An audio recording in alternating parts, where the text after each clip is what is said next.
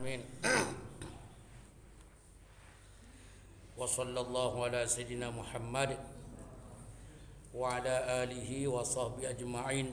Amma ba'du.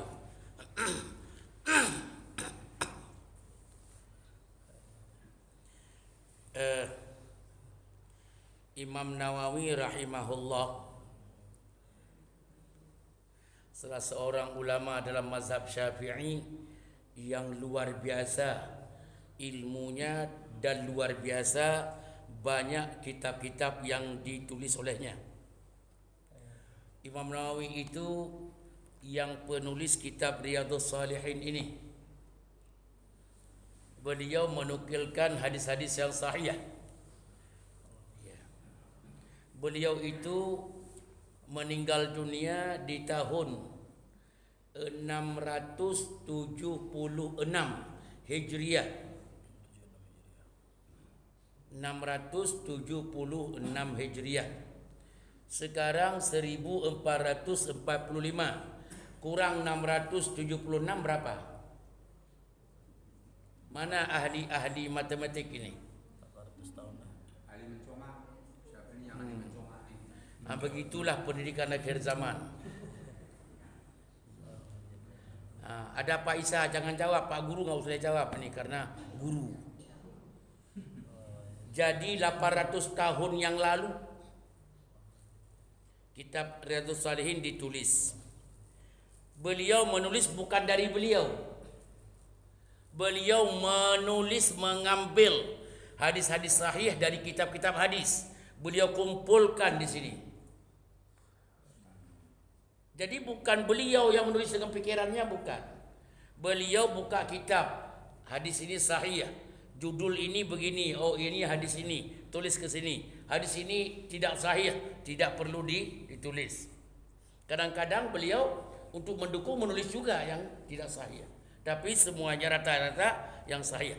Sebelum memaparkan hadis-hadis sahih oleh Imam Bukhari, oleh Imam Nawawi, beliau memulainya kadang-kadang dengan ayat Quran seperti yang sekarang. Judulnya saja bagaimana kita padukan antara takut kepada Allah dengan mengharap sesuatu dari Allah. Ada dua yang tolak menarik. Seseorang takut kepada Allah tapi mengharapkan dari Allah. Ada di antara harapan dan ketakutan. Sama seperti anak kecil. Ini pagi ini memperkenalkan judul dulu. Sama dengan anak kecil. Dia takut kalau dipelototin oleh orang tuanya. Tapi dia harapkan orang tuanya bisa merangkulnya. Makanya kalau kita kejar anak kecil, yang kecil sekali, malah dia balik ke kita, dia peluk kita. Ini namanya antara ketakutan dan harapan. Antara harap dan takut. Di satu sisi kita takut kepada Allah setakut-takutnya, di sisi yang lain kita mengharap dari Allah seharap-harapnya. Ini dulu dulu jawab serentak jelas. Jelas. Kalau begitu, dengan Allah hidup kita, mengharap dari Allah dan takut kepada Allah. Itu yang ilmu yang benar. Bagaimana kita hidup ini, kita harap, sangat mengharap sesuatu dari Allah untuk diberikan kepada kita. Secuil dari harapan itu pun cukup. Di satu sisi, di sisi yang lain kita takut sama Allah luar biasa. Itu antara, kalau bahasa agamanya, al-khauf, takut, war-raja, dan harap. Antara takut dan harap, antara takut luar biasa dan mengharap luar biasa. Itulah Islam namanya. Jawab serentak jelas. Jelas. Ya, itu judul yang akan kita bahas mungkin sebulan ke depan. Karena banyak. Ya, ini juga sebenarnya sudah cukup nih. Kita harus tutup. Cuma kan belum mulai. Hari ini Jumat penuh berkah. Dan hari ini Jumat 10 Muharram. 10 Muharram itu hari ini adalah hari dunia berpuasa. Dunia berpuasa hari ini. Hampir-hampir tidak ada kaum muslimin yang paham tentang agama Allah. Hampir-hampir nggak ada yang nggak puasa. Rata-rata hari ini puasa. Mudah-mudahan yang hadir hari ini, tapi nggak usah angkat tangan lah. Mudah-mudahan yang hadir hari ini semuanya berpuasa. Amin. Kita masukkan ini aja. Kenapa kita berpuasa hari ini? Begini ceritanya. Singkat kalimat.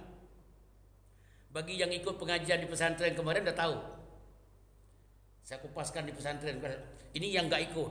Dan di sini alhamdulillah nggak ada yang ikut. Nah, itu. Saya ikut, Bi. Oh, ini ikutnya. Ada satu yang ikut. Begini. Nabi Muhammad di Mekah. Pada masa jahiliyah belum dilantik Nabi Muhammad menjadi nabi, menjadi rasul. Beliau puasa karena budaya jahiliyah, puasa di 10 Muharram seperti hari ini. Kemudian beliau dilantik sebagai rasul oleh Allah di Gua Hira. Pendapat yang kuat di 17 Ramadan. Dilantik di Gua Hira, pelantikan Rasulullah. Pendapat yang kuat di 17 Ramadan. Nabi tidak puasa karena belum ada baru dilantik menjadi nabi. Belum bekerja, istilah bahasa pelantikan sekarang. 17 Ramadan Nabi enggak puasa karena belum ada syariatnya. Tapi beliau sebelum itu 10 Muharram seperti hari ini tetap berpuasa karena jahiliyah, orang jahiliyah berpuasa. Begitu dilantik Nabi di Gua Hira tanggal 17 Ramadan, pendapat yang kuat turunlah ayat Iqra bismi rabbikal ladzi khalaq dan seterusnya. Rasulullah di Mekah berdakwah itu 13 tahun. Berapa tahun? 13 tahun. Kemudian hijrah ke Madinah. Sebelum hijrah 1 tahun kurang lebih, 1 tahun atau 1 tahun setengah sebelum hijrah, berarti 10 tahun setengah. Ya, hampir 11 tahun beliau baru diwajibkan salat. 10 tahun Nabi berdakwah dalam Islam enggak ada salat. Setelah beliau turun salat, wajib salat di penghujung dakwah di Mekah, sudah 10 tahun lebih enggak ada salat. Setelah itu baru wajib salat, hijrah ke Madinah. Setelah 1 tahun lebih wajib salat. Salatnya ngumpet-ngumpet, takut dikeroyok oleh musuh. Sampai ke Madinah, singkat kata, Rasulullah masih berpuasa yang 10 Muharram tadi. Cuma begitu kewajiban puasa Ramadan di Madinah diwajibkan puasa Ramadan, Nabi Muhammad sudah mengeluarkan SK 10 Muharram, siapa yang puasa puasalah, yang tidak tidaklah. Faman syaa'a falyasum wa man syaa'a lam yasum. Siapa yang puasa puasalah, yang tidak tidaklah. Yang tadinya semua orang Indonesia. Kenapa? Karena sudah wajib puasa Ramadan. Begitu berjalan puasa Ramadan, tiba-tiba bocor rahasia orang Yahudi Madinah. Di Madinah penghuni Yahudi. Orang Yahudi Madinah, Muslim sudah masuk. Banyak orang Yahudi juga masuk Islam. Banyak yang tidak masuk. Nah, Yahudi Madinah puasa 10 Muharram. Kalau ditanya kenapa kalian puasa 10 Muharram hari ini, mereka jawab, lah, bukankah pada hari 10 Muharram Nabi Musa dikejar oleh Fir'aun? Nabi Musa dan orang-orang beriman kepada Nabi Musa dikejar oleh Fir'aun dan tentara-tentaranya mau dikeroyok dan dibunuh. Permusuhan agama. Karena Nabi Musa membawa politik identitas. Fir'aunnya marah.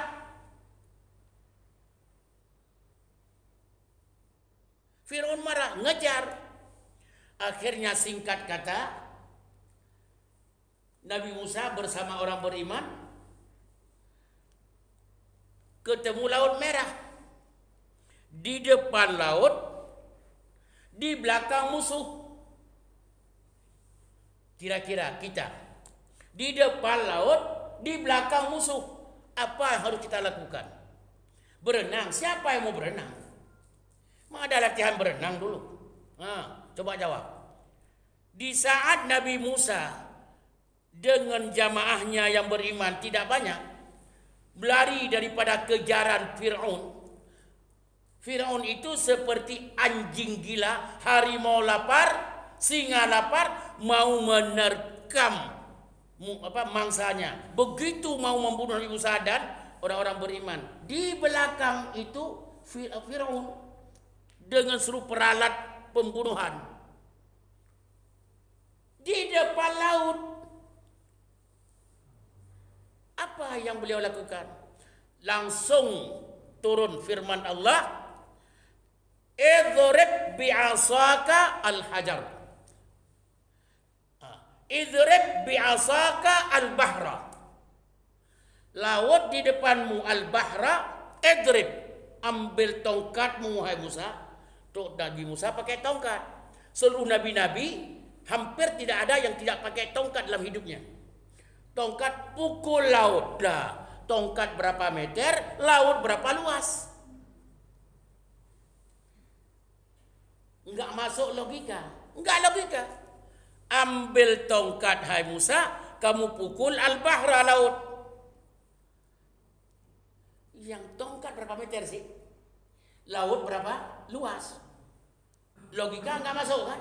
Tapi karena Nabi Musa taatnya kepada Allah di atas rata-rata, tongkat itu disuruh oleh Allah dipukul laut. Begitu dipukul laut, tongkat yang pendek buntung, itu laut yang luas, mulai naik airnya yang sebelah kanan ke kanan, sebelah kiri ke kiri, langsung kelihatan pasir laut. Jadilah jalan. Air menggunung kiri dan kanan, jadilah jalan. Jalannya berapa kilometer ke depan? Pukulannya berapa meter? Jalan itu dibuat oleh Allah berapa puluh kilometer. Masuk Nabi Musa dan pengikut-pengikutnya sampai ke daratan sana. Nabi Musa dan pengikutnya selesai lari terus, karena Fir'aun di belakang pun gak tinggal diam, masuk Fir'aun ke dalamnya, jangan tunggu. Masuk Fir'aun, katanya ini kesempatan, keroyok Musa. Sampai pas habis Fir'aun dan tentaranya di tengah lautan, Allah takdirkan air tadi yang menggunung, jalan yang setelah jadi dilemburkan menjadi air biasa oleh Allah. Tenggelamlah Fir'aun dan konco-konconya di dalam Laut Merah.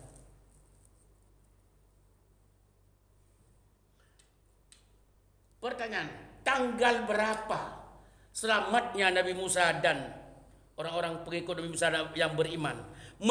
Matinya Fir'aun dan konco-konconya dalam lautan, tanggal berapa hari ini? 10 Muharram.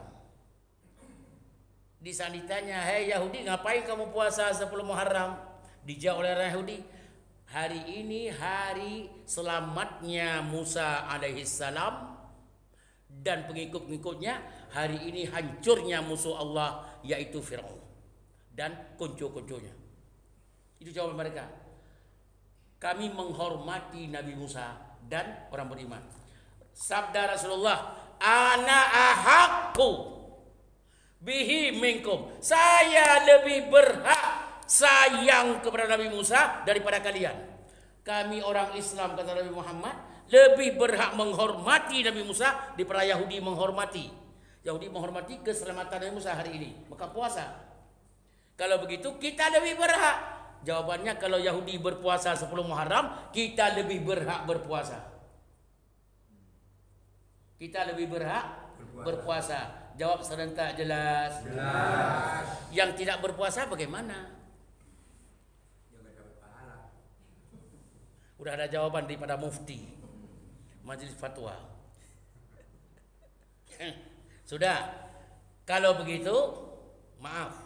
Itu singkat kata puasa 10 Muharram. Jawab serentak jelas. Kesimpulan apa? Kalau ditanyakan puasa 10 Muharram apa? Jawabannya hari suksesnya, selamatnya Nabi Musa dan orang beriman dari kejaran Fir'aun mau dibunuh, dan hari hancurnya kerajaan zalim pada tanggal ini, yaitu Fir'aun dan konco-konconya meninggal dalam lautan. Itu jawabannya. Karena Yahudi pada suruh berpuasa, kata sabda Rasulullah hadis sahih, kita lebih berhak berpuasa dari orang Yahudi. Untuk apa? Untuk mengenang kembali suksesnya Nabi Musa dan hancurnya Fir'aun dan konco-konconya. Jawab serentak jelas. Semangat sedikit jelas. Subhanakallahumma wa bihamdika asyhadu an la ilaha illa anta astaghfiruka wa atubu ilaik. Wassalamualaikum warahmatullahi wabarakatuh.